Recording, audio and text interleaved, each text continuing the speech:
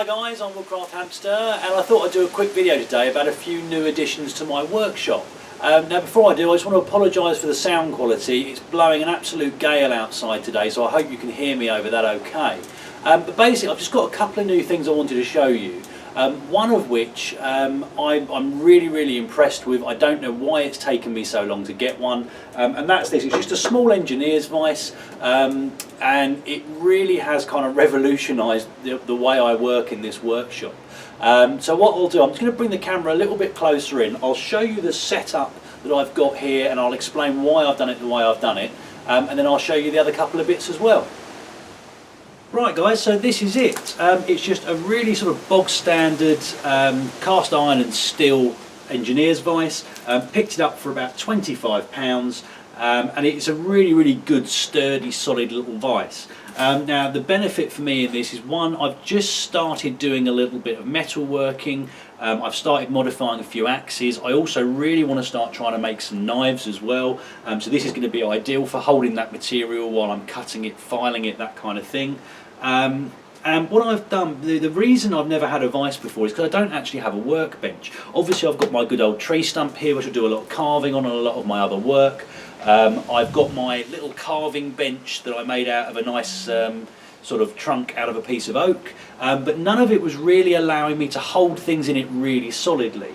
Now because I do use this bench a lot for my carving, I didn't want to mount the vice on it because it meant either taking it off every time or trying to work around it. So what I've done, I've just mounted it on a piece of board. This was just a leftover bit of furniture I had that I was going to throw away, but I thought, you know what, it might come in handy, and so it has. And what I've done, it's got a couple of holes in it, one here that you can see and one just behind me that you can't. And all I've done is I've just screwed that down directly to this bench. So basically there's no movement in this whatsoever, and that's really useful for me. It means I can clamp things up, it's nice and solid, and I can work away to my heart's content.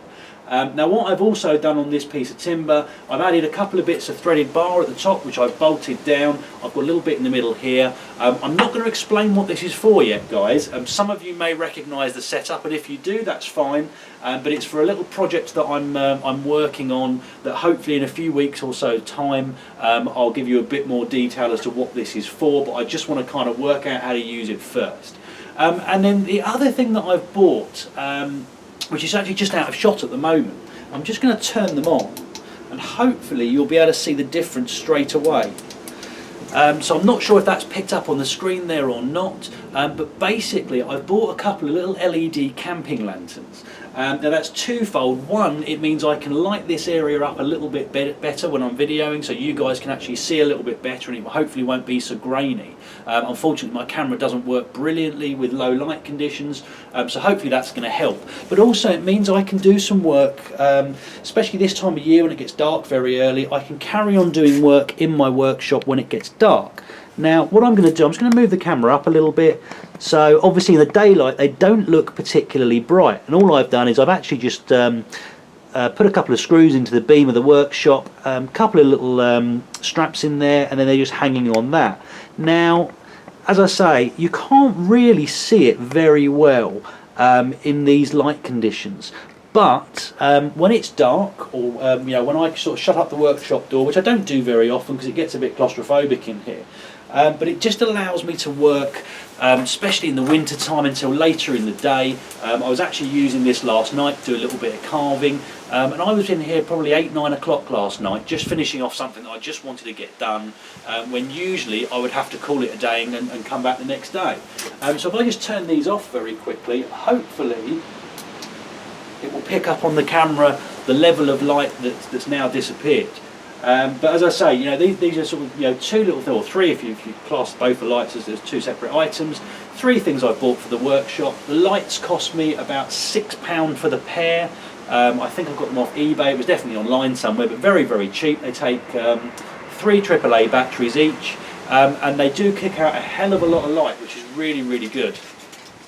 Right then guys, well I hope that was useful. As I say, you know, the lights are really good for me. Means I can work a little bit later, and hopefully you can see a bit better what I'm doing. And as I said, I can't stress enough, if you have the opportunity to get a vice, buy one. It's probably the best purchase I've made in the last year or so.